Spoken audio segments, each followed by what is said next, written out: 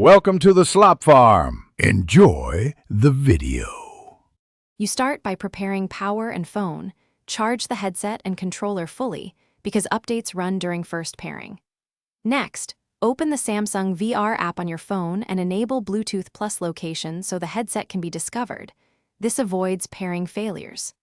Once done, place the phone into the front cradle, align the center decal to the lenses for correct IPD, and close the latch until it clicks. This initial pairing establishes the secure connection for firmware and content downloads.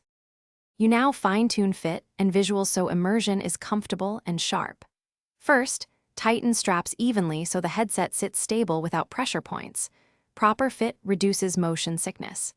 Then use the IPD slider and focus dial while viewing the built-in alignment grid in the app, because correct settings prevent eye strain. Finally, pair the controller by holding home and back until the LED blinks, and accept the device in the app.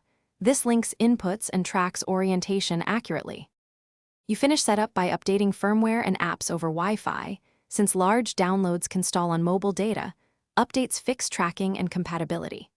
Then launch VR content from the Samsung menu, adjust audio levels and tracking sensitivity in settings, and practice recentering with the home button so you can reset view quickly.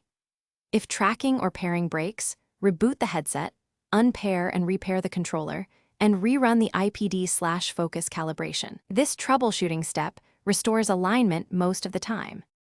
Thanks for watching. Consider subscribing if we helped you today.